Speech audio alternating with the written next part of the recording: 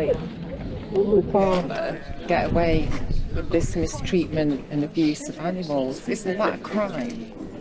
So it's down to the departments to... It's been approved by Red Tracks. I mean, how... You can see for yourself, surely. Well, I haven't seen, to be fair. But you need to have a look.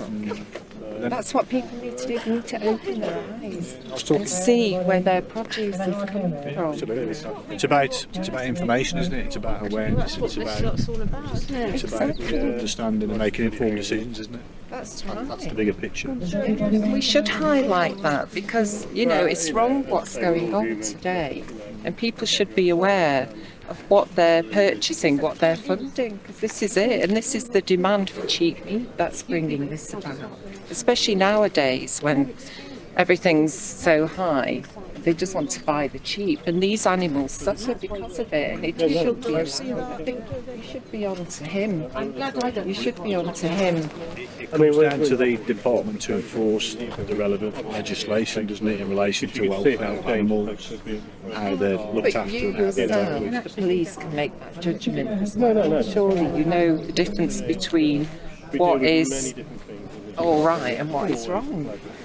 What is acceptable and what is not. So we're not experts in animal welfare, are we? That's why there's a specific department within government who make those decisions and are advised accordingly, such as vets, farmhands, members of the community, etc., who raise those concerns, as is the case today.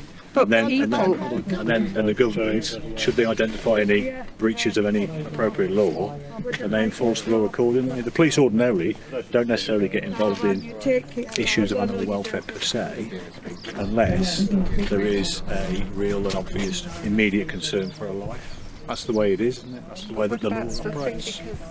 DEFRA has 5 welfare standards, and this has breached all 5 of them. These animals are in filth.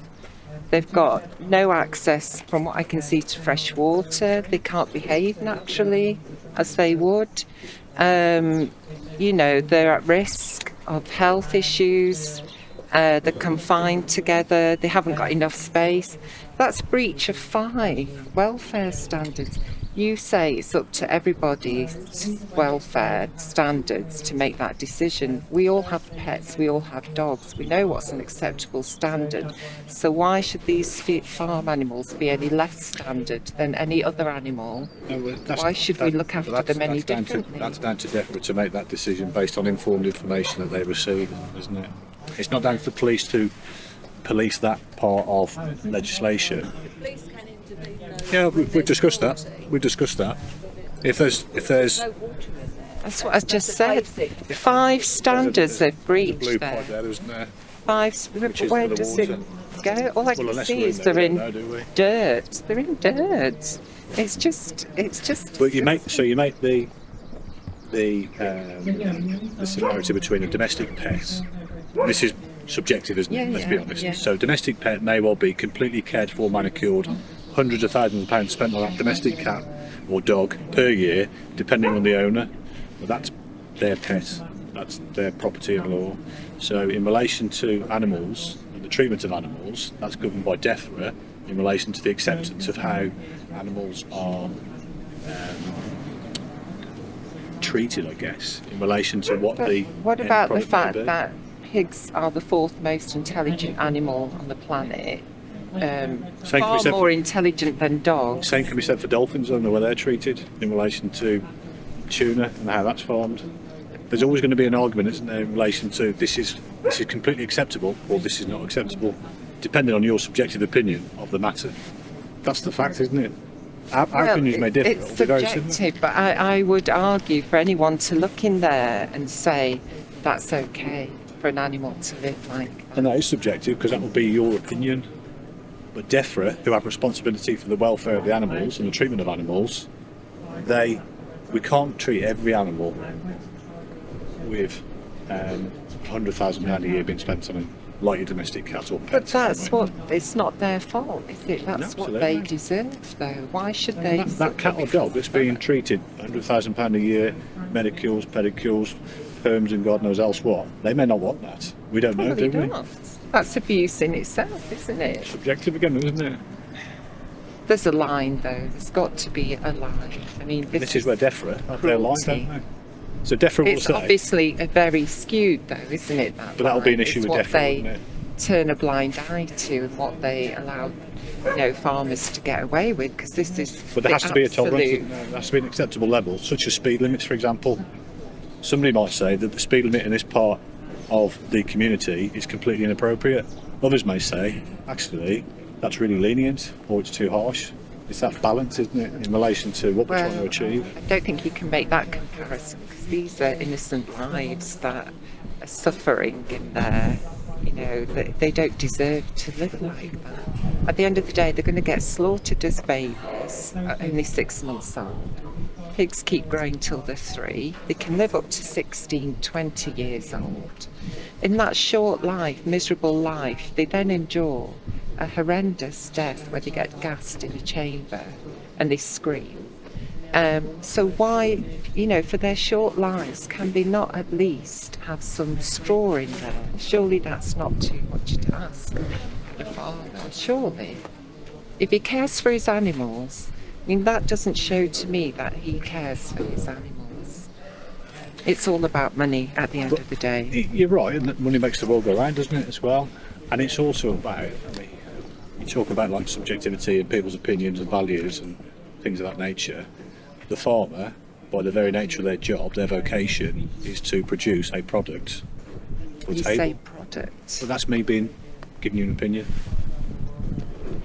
To this, To me, animals are not products. They're individual beings with feelings, and they love, they're happy, they become sad. I know I've got a sanctuary. I've got a pig sanctuary. right. I've looked after pigs for 15, 16 years. I know all about pigs, and they do not deserve that. Would you treat your pigs as a pet then? Could be construed as being a No, pet. they live naturally in a woodland as pigs should do. They're free to roam about, they root, they dig, they can act naturally as pigs should. They roll in mud to keep cool in the summer. They snuffle in a bed of thick straw to sleep in at night. They socialise with each other. They communicate. These are stressed pigs. So your pigs, somebody could argue that you treat them like a pet. They're not pets. But what I'm saying is somebody could say to you, your animals that you're treating I'd that like way. them to say you're treating that to like me a pet. because, to define a pet, I'm just enabling them to live naturally, as they should. Yeah. As they should. It's where pigs originate from. They originate from boars in What about- woodlands. And What about corn and wheat then that's mass produced? Just playing devil's advocate with you here. what about that? So that's grown on a mass scale, isn't it? Yeah, Lots of fertilisers, nutrients used and things of that nature. And it is a product yeah. for the table. So farming, whether that be arable farming, whether that be farming pigs, cows, sheep, whatever it may be, you could say that that is a product that is for table as well. You treat pigs in this case completely different, and I'll take my hat off to you for doing so, but also it is something which the consumer demands. Wheat, barley, They won't be maize. paying for wheat much longer at the Animals. prices it is. The more animals farmers produce, the more crops it's going to use up, the more wheat, the more land. It's false agriculture. But that's an to increase do in that. population, isn't it, The globally? water they use. So But there's we a don't need population- to feed the population on animals. You don't need to do that. But it's about the individual's choice, isn't it? It's about making that informed decision. And I was talking to Alice earlier and saying that this week I want to go and try some vegan sausages because I'm ignorant to it, because I'm stuck in my way of being British to a degree and liking an English breakfast with bacon and sausage. And that's the way that people It's how live their life, don't it's what you've been brought up. It's how you've been brought up. It's what you know. It's very difficult to step out of your comfort zone and try something new without. The trouble is people trying vegan food try it when they're very hesitant because try they're not McDonald's vegan sure. burger, don't they? That's what they try. Well, yeah, but they treat it as if it's something that's going to, poison them, and yet It's natural food. There's nothing in that burger that is harmful for anybody.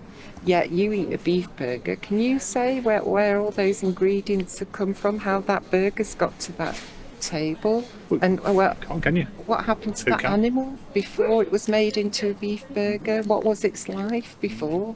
You know, people kind of dismiss it and think, well, you know, I'm not going to make much difference by just not eating a burger. But, you know, if 80% of the population stopped eating a burger, it would make a huge difference. It would. And it's all for taste. At the end of the day, it's all for taste. And how selfish is that you can, for taste, allow those pigs to suffer in there just because you like the taste of bacon.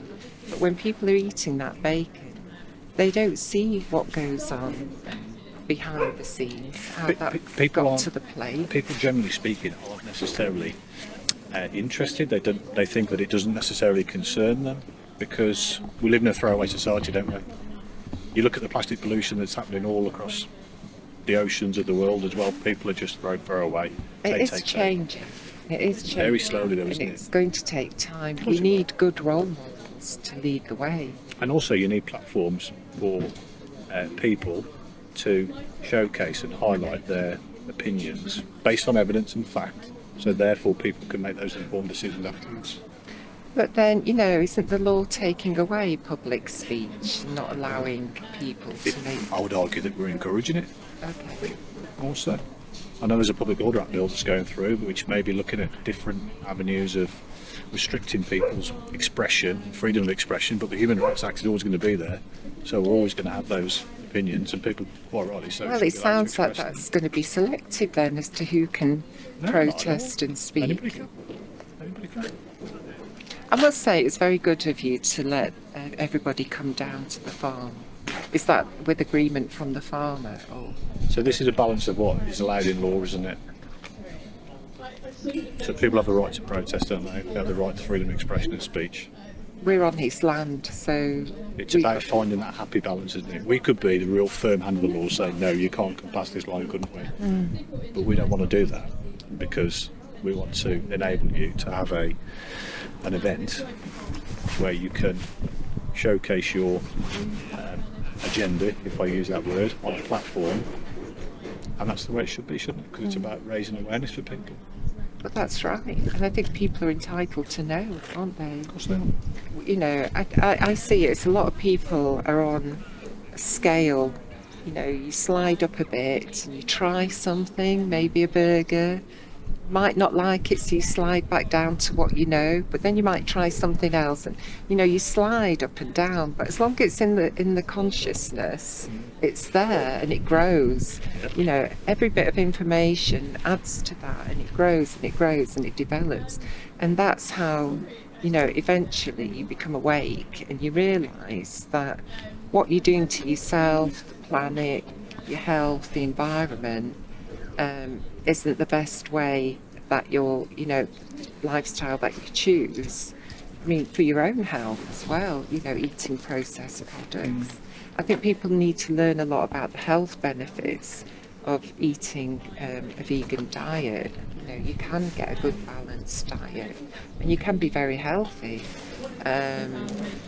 You know, and live a good lifestyle as well. And, you know, it has to be a message sent down to everyone about caring and being kind, because otherwise, you know, where does it lead? If you can turn an eye at one thing, you know, you can turn an eye at other things as well. And we need to make a stand to stop this cruelty.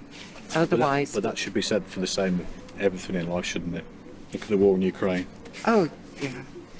If we were nice to everyone and everyone had a balanced opinion, objective decisions were made based on fact and evidence, then it'd be a much nicer place to live, wouldn't it? It's always the innocent, isn't it, and the victims that end up getting hurt, getting killed, getting abused. These animals getting abused, they've done nothing wrong. The people in Ukraine, the animals that were abandoned, they've been, you know, left stranded through no fault of the people, but they couldn't take them. And yet there's groups out there in the war zone helping these animals. And you need people like that because People like yourself with your sanctuary. we need compassion. We need Absolutely. compassion. Yeah.